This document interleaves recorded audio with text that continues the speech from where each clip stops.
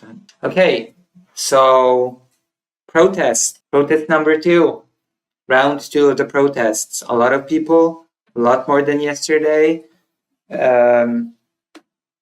Big energy. All of the people wanted one thing.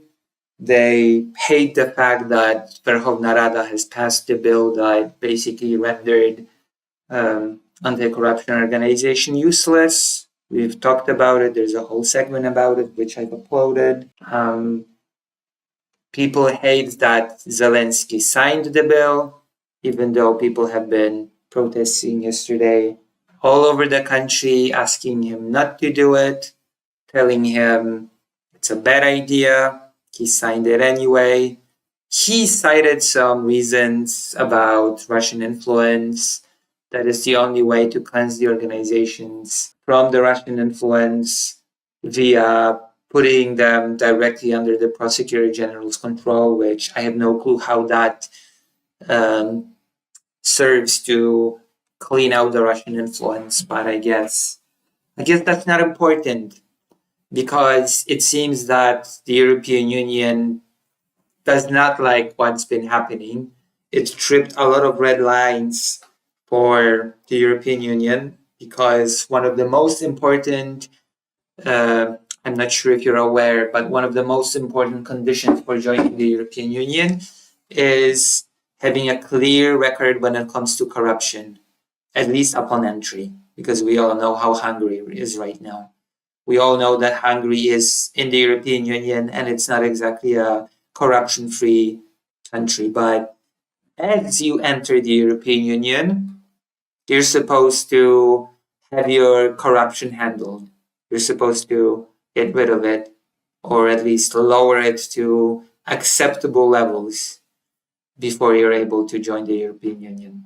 And this move by the Verkhovna Rada, this move by Zelensky of passing this bill that basically puts the organizations that are supposed to overlook the government directly under the government's control, have tripped quite a few alarm bells in the European Union. That has said you better reverse course, or your path to the European Union will not be a smooth one. That's one.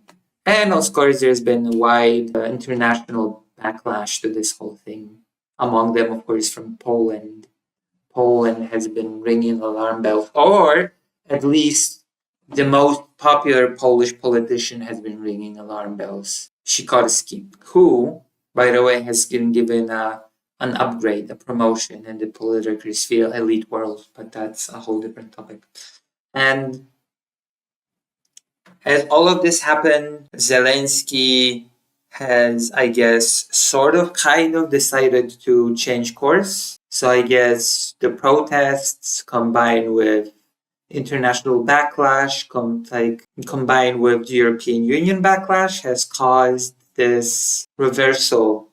And now Zelensky has apparently announced a presidential bill introducing, after signing this bill that guts the organizations and takes away their independence, because they were independent. The whole point of these organizations was that they were independent of the government, so that they could, go after the government's corruption. So this bill took away that independence. And now, after all the backlash, after all the pressure, Zelensky has announced that he will be pushing forward a new bill, a presidential bill that will restore that independence. So all this, so far, it seems that it has been a huge mess that is just being undone for nothing, because all that it has accomplished to do is to make Ukrainian people angry and to create division where there should be none at a critical moment in the war. Because let's not forget, just because the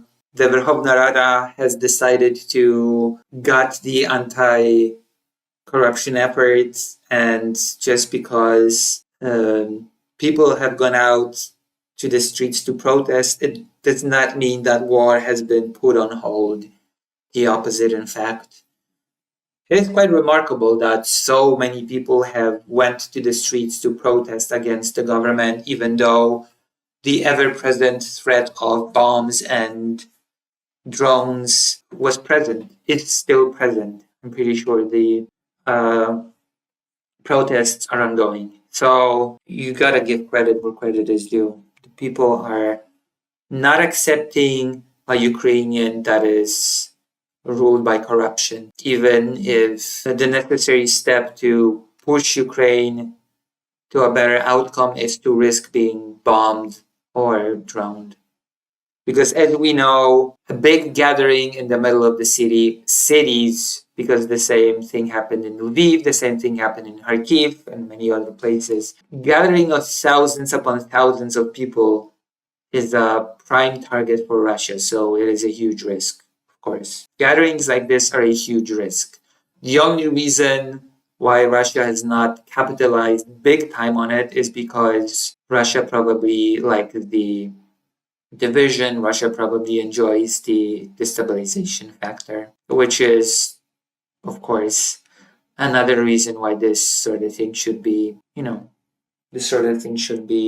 resolved quickly. At least it seems like I've been saying yesterday that I sure hope that things will move in a better direction, that this will not just devolve into a bigger and bigger and bigger mess. And it seems like Zelensky has decided to change course after the pressure and is proposing this bill that will reverse somewhat this bad bill. But we'll just have to see. We'll have to see the details of the new presidential bill, because before any determination if things are getting better can be made, we have to know the details of this presidential bill.